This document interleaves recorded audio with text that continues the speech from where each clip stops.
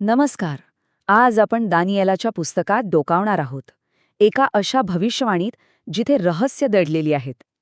आपण अध्याय 7 मधल्या त्या शक्तिशाली श्वापदांच्या दृष्टांताचा अर्थ उलगडणार आहोत, जे इतिहासाच्या ओघात जागतिक सत्तांच्या उदयाची आणि पतनाची कहाणी सांगतात. तर मग चला थेट या दृष्टांताच्या हृदयातच जाऊया. या विवेचनानुसार हे फक्त एक स्वप्न नाहीये, तर जणू काही जगाच्या इतिहासाचा एक भविष्यसूचक नकाशाच आहे. या मोठ्या भविष्यवाणीला सोपं करण्यासाठी आपण ती 6 भागांमध्ये विभागली आहे. प्रत्येक भाग आपल्याला या रहस्याच्या आणखी जवळ घेऊन जाईल. चला मग सुरुवात करूया अगदी मुळापासून, म्हणजे या दृष्टांतामधल्या प्रतीकांपासून, जी या संपूर्ण कथेचा आधार आहेत. हे समजून घेणं महत्वाचं आहे की या विवेचनानुसार या काही साध्या नैसर्गिक गोष्टी नाहीत. नाही, इथे देवदूत राष्ट्रांमध्ये उलथापालथ घडवत आहेत आणि यातूनच 4 मोठी राज्य एका पाठोपाठ एक उदयास येतात.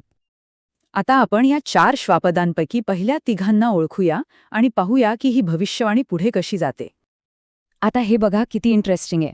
प्रत्येक श्वापद फक्त एका ऐतिहासिक साम्राज्याशी जोडलेलं नाहीये, तर ते दानिएलच्या 2ऱ्या अध्यायातल्या मूर्तीच्या दृष्टांताशी सुद्धा तंतोतंत जुळतं. हे अगदी एका पझलसारखं आहे, जिथे सगळे तुकडे एकदम परफेक्ट बसतात. आणि यातील डिटेल्स तर खरंच थक्क करणारे आहेत. बघा, चित्त्याची 4 डोकी हा काही असाच दिलेला तपशील नाहीये.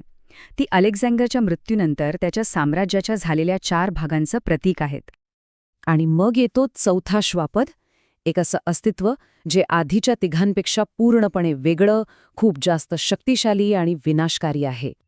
या 4थ्या श्वापदाचं वर्णनच असं आहे की ते आपल्या लोखंडी दातांनी आणि अफाट ताकदीने रोमन साम्राज्याचं प्रतीक बनतं. या विवेचनानुसार त्याने आपल्या वाटेत येणारं सगळं काही चिरडून टाकलं आणि आपल्या लष्करी ताकदीच्या जोरावर जगावर राज्य केलं. आणि ही प्रतीकं इथेच थांबत नाहीत. ती थेट रोमच्या विभाजनापर्यंत जातात आणि सांगतात की त्याच्याच प्रदेशातून पुढे 10 वेगवेगळ्या शक्ती कशा उदयास येतात. पण कथा इथेच संपत नाही. या 10 शिंगांमधून एक नवीन वेगळीच शक्ती जन्माला येते. सुरुवातीला ती लहान दिसते, पण तिचा प्रभाव प्रचंड असतो. ह्या लहान शिंगांच्या उदयामुळे एक मोठी उलथापालथ होते.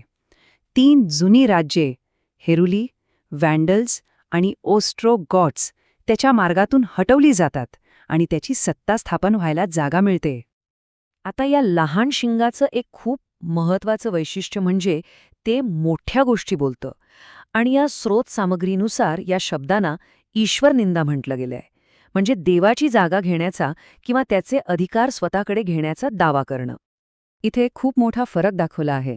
एका बाजूला येशूचे दावे आहेत, जो देव आहे, आणि दुसऱ्या बाजूला या शक्तीचे दावे आहेत, जी फक्त एक निर्मिती असूनही देवाचे अधिकार स्वतःकडे घेण्याचा प्रयत्न करते. आणि याच गोष्टीला या विवेचनात ईश्वर निंदा म्हटलं आहे. ही भविष्यवाणी पुढे सांगते की ही शक्ती फक्त बोलण्यापुरतीच मर्यादित राहणार नाही, तर ती एका ठराविक काळासाठी देवाच्या लोकांचा आणि त्याच्या नियमांचा छळ करेल. हे किती गंभीर आहे बघा. ही शक्ती संतांचा छळ करेल आणि शब्बाथाच्या आज्ञेसारख्या देवाच्या मूळ नियमांना बदलायचा प्रयत्न करेल.